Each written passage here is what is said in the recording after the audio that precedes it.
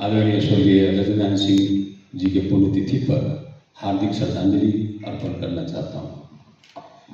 गजन बाबू अपने समय के कुशल संगठनकर्ता, निर्भीक नेता और अपने अड़ान में जो है दृढ़ व्यक्तित्व थे।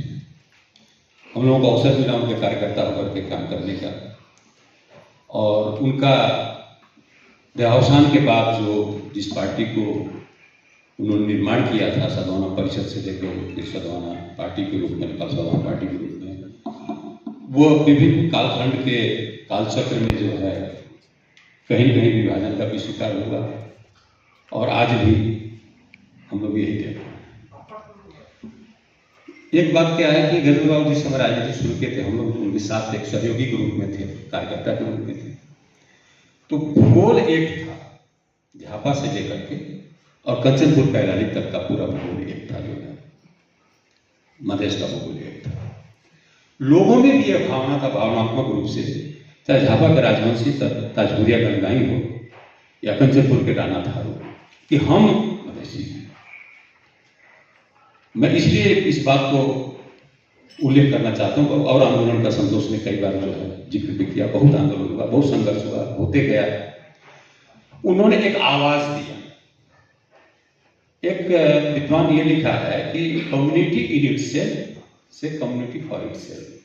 शुरू में समुदाय एक अपने आप में समुदाय रहता है, और बाद में जब समुदाय अपने लिए समुदाय हो जाता है, बहुत बड़ा फर्क है, बहुत लंबी यात्रा होती है उसमें। जो है एक शब्द में in itself and for itself, in और फॉर में बहुत ज्यादा जो है बहुत बड़ा फैसला है, फासला है।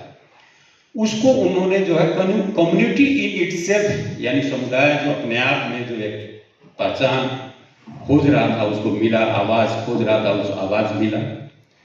वो निरंतर जो है अपने लिए समुदाय बनने लगा, और विगत बाद के जितने आंदोलन संघर्ष हुए, वो दूसरे पक्ष का जो है सबसे बड़ा उसी का रूप रहा। जो है आज चुनौती है, हम लोग देख रहे हैं भूगोल विभक्त है।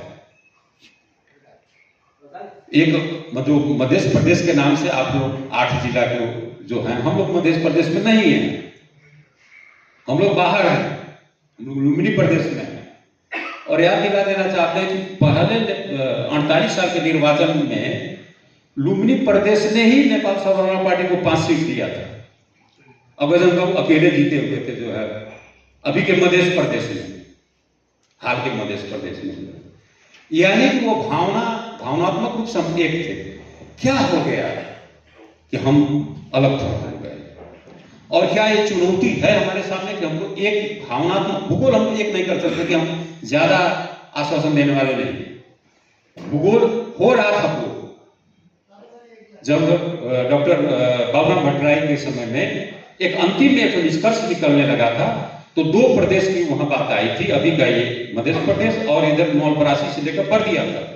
और उसमें कैफियत में ये लिखा गया था कि सुनसरी मोरंग झापा के दक्षिणी भाग और कंचनपुर कैलाली का जो है दक्षिणी भाग के विषय में एक आयोग बनेगा, वो तय करेगा। लेकिन हम ही लोगों के कारण से भी जो है उस समय हम ही लोगों के विभाजन के कारण जो है अलग अलग मत रखने के कारण कि नहीं हम पूरा एक ही लेंगे, जो है चले थे एक लेने, तो एक तो मिल गया, एक मिल गया, लेकिन आकार जो है छोटा मिल गया। जो चले थे वहां कंबल ओढ़ने, बाद में चटाई पर काम करना पड़ा। जो है तो ये इतिहास का जो है इतना कटु तथ्य है। अब आज की चुनौती क्या है?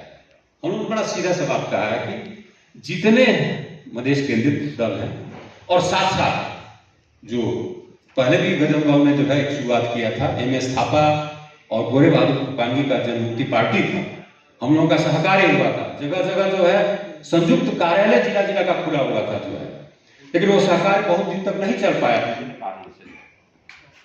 इसलिए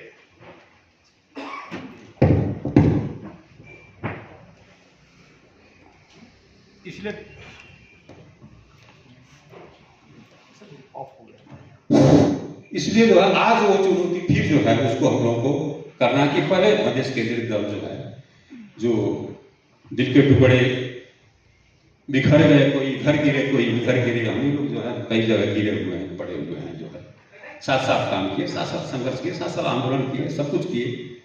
वो एक जगह जो है कम से कम जाने का एक यही है कि एक नरम अलायंस, नरम लूज अलायंस के हिसाब से लोग आगे बढ़े।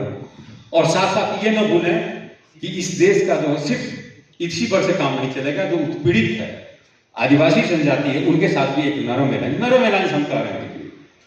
क्योंकि मेरा अनुभव ये रहा है, मधेश में एक बहुत बड़ा पार्टी बना था जसपा, उसमें डॉक्टर बाबूराम भट्टराई से लेकर के अशोक राय से लेकर राजेंद्र महतो, भूपेंद्र यादव, जितने अभी हैं अभूतपूर्व जितने मसीहा हैं, सब थे उसमें, सब है, लेकिन वो टिक नहीं पाया। संगठन के रूप में भी बहुत बड़ा जो है वास्तव में विकल्प बन सकता था वो पार्टी जो है, लेकिन लोग टिका नहीं पाए उसको जो है। एक भूगोल विभव, संगठन विभव, इसलिए जो है इसलिए जो इस पर जो हम लोग करें कि तो लूज अलायंस या नरम अलायंस के हिसाब से हम लोग शुरू करें, कुछ विषयों पर हम सहकार्य करें कि कम से कम जो तिक्तता है एक दूसरे के प्रति वो मिटे, और एक जगह आने का जो है अब एकीकरण वगैरह की बात हम उस समय भी बहुत ज्यादा सहमत नहीं हो पा रहे थे, क्योंकि हम जानते थे थोड़ा बहुत जो बहुत तेजी से छापामार शैली से एकीकरण में गया, वो छापामार शैली से टूट गया फिर। और साथी जो जितने जोश के साथ गए थे उतने जो है गंभीर घायल हुए। फिर हम उससे बाहर थे, हमारा आलोचना भी हुआ। बाहर रहने का कई कारण था कि हमारा भूगोल अलग था, अब भूगोल के साथ गहना नहीं हुआ था, अपराध हुआ था। हम लोगों को जो है स्थानीय चुनाव बहिष्कार कराया गया, अपने जो है भाग लिया गया। एक ही पार्टी का दो निर्णय, दो व्यवहार, वो हम लोग नहीं बता सकते थे। इसलिए हम कह रहे हैं कि ये लूज अलायंस का जो बात है ये आगे बढ़े, इसमें सब लोग शरीक हों, जिसका भी जिससे मनमुटाव है। क्योंकि एक चुनौती है, देखिए एक चीज हम बता रहे हैं कि अभी का चुनौती, हम लोग या तो भय से एक होते हैं या विवेक से। विवेक में कमी है, लेकिन भय का वातावरण बन रहा है। अभी दो राजनीतिक दल का जो संविधान संशोधन का जो आ रहा है बात, इसमें मेरा अपना मानना यह है कि संविधान संशोधन में कांग्रेस एमआरए माओवादी संविधान बनाया, वो तो तृप्त है। जो उससे असंतुष्ट था, मधेसी, आदिवासी, जनजाति, दलित, महिला, मुस्लिम, उसके लिए संशोधन होना चाहिए। वो तो तृप्त हुआ था उसी समय, परिपूर्ण था उसके लिए संशोधन। तो जो असंतुष्ट था, जो असहमत था, उसके लिए होना चाहिए, नंबर एक। दूसरी बात क्या है कि जिस ढंग से टू पार्टी सिस्टम या दो पार्टी सिस्टम की ओर ले जाने की बात हो रही है, या थ्रेशोल्ड लगाने की बात हो रही है। देखिए थ्रेशोल्ड का सैद्धांतिक बात हम खाली एक मिनट में कर देते हैं। थ्रेशोल्ड का सैद्धांतिक बात क्या होता है कि दूसरे पार्टी का कमाई बड़े पार्टी डकैती करता है, शुद्ध भाषा में कहा जाए तो। मान लीजिए किसी पार्टी को 2 लाख वोट मिला, लेकिन वो थ्रेशोल्ड क्रॉस नहीं किया तो 2 लाख वोट उसके ऊपर वाला में जुट जाएगा उसका। अंततः सीधा डकैती है, दूसरे का कमाई या खा तीसरा जो थ्रेशोल्ड ही है। हम थ्रेशोल्ड के विरोधी नहीं। दूसरी बात क्या है, यदि हम विकृत संहिता में ही है, संहिता है लेकिन विकृत, तो क्षेत्रीय पार्टी का कॉन्सेप्ट होना चाहिए कि नहीं। संसार में नेपाल पहला और अंतिम थोड़ा डेमोक्रेटिक है, नेपाल पहला और अंतिम नहीं है। इसलिए विश्वव्यापी जो सिद्धांत है उस हिसाब से जो है होना चाहिए। खैर ये हम लोग डिटेल में बात करेंगे, इसमें अभी हम विषय पर बहुत ज्यादा नहीं जाना चाहते। लेकिन सवाल क्या है कि जो चुनौती है उस चुनौती को पार करने के लिए यही उपाय हम लोगों ने देखा है जो है, और उपाय हुआ तो उपलब्ध साथी लोग और भी नए नए उपाय बताएंगे, उसको तो ग्रहण करेंगे। क्योंकि सब चुनौती में, भूगोल चुनौती में है। एक दूसरी बात हम कह रहे हैं जो तिक्त न लगे।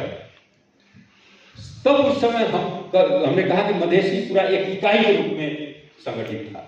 आज जात जात में बटा हुआ, और ये विभाजन एक होने नहीं दे रहा है। जो है होता क्या है कि कमजोर नेता जो है संगठन बनाने के लिए जात का सहारा लेता है। वैचारिक रूप से जो दरिद्र होता है वही ये सब सहारा लेता है। संसार भर का चलन है, नेपाल भर का नहीं है। इसलिए इसका भी असर जो है अभी के अवस्था में पड़ा हुआ है, और हम एक चुनौती के अवस्था में है। मुझे लग रहा है कि आज के दिन में हम लोग गजेंद्र बाबू के प्रति सच्चा श्रद्धांजलि वही होगा कि उनके जो वो सोचे थे कुछ हासिल हुआ, कम से कम इकाई के रूप में बनाने में। वो तो उतना तो हम लोग पूरा ही नहीं कर पाए, वो तो इकाई बना हुआ था उस समय, उसको भी हम लोग खंडित कर दिए। भूगोल एक था, उसको भी हम लोग जो है तराई में उसका भूगोल को खंडित कर दिए। तो उससे भी हम लोग पीछे हुए कुछ मामले में।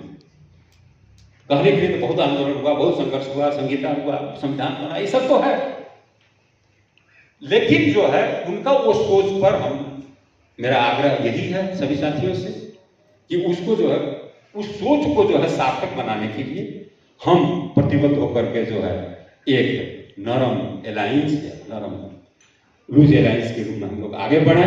और बाद में मोर्चा यदि बहुत विकसित हो गया, आपसी विश्वास बनता गया, एक जगह जो है एक संघर्ष का एक मुद्दा पर आने की बात हो गई, विचार पर कहीं जो एकरूपता आने लगा, तो मोर्चा तक जो है आगे बढ़ सकता है।